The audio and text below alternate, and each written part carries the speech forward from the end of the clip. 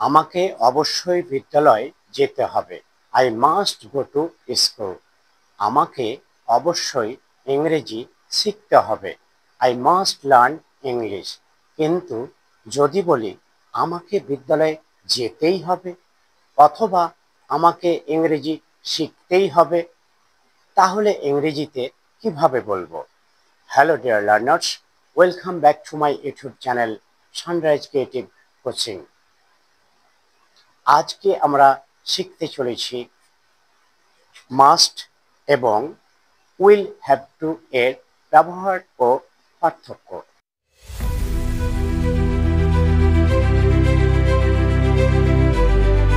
আমরা প্রথমেই শিখব মাস্টের ব্যবহার সম্পর্কে। মাস্টের ব্যবহার। মাস্ট একটি মডাল ভার্ব। বর্তমান এবং ভবিষ্যতে কাজের বাধ্যবাধকতা বোঝায় যা এখনই করতে হবে। Structure subject plus must plus ভার্বের বেজ ফর্ম। ফর এক্সাম্পল, তাকে অবশ্যই অঙ্কটি করতে হবে। হি মাস্ট সলভ দ্য সাম। এখন আমরা শিখব উইল হ্যাভ টু এর ব্যবহার সম্পর্কে। উইল হ্যাভ টু একটি সেমি মডাল ভার্ব। ভবিষ্যতের কোনো কাজের বাধ্যবাধকতা বোঝাতে উইল হ্যাভ টু ব্যবহৃত হয়ে থাকে। Structure subject plus will have to plus ভার্বের বেজ ভার্ব। ফর এক্সাম্পল, আমাকে বিদ্যালয়ে যেতেই হবে। I will have to go to school. আমাকে ইংরেজি শিখতেই হবে। I will have to learn English. একইভাবে বলতে পারি, তাকে বিকালে ফুটবল খেলতেই হবে। He will have to play football in the afternoon. আমার মাকে রাতে এক কাপ চা খেতেই হবে। My mother will have to take a cup of T at night.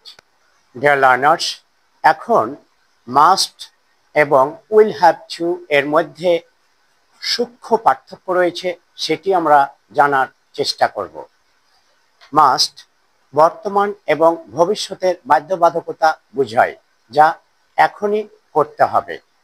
For example, আমাকে অবশ্যই ছবিটি আঁকতে হবে।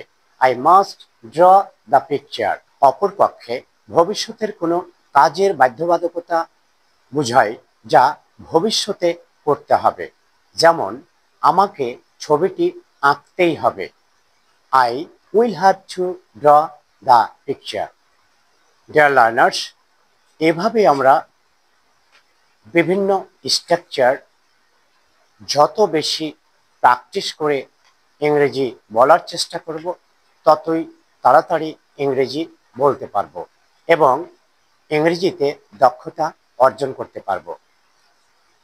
ডিয়ার লার্নার্স, যদি ভিডিওটি ভালো লেগে থাকে তাহলে লাইক কমেন্ট শেয়ার করতে ভুলবেন না।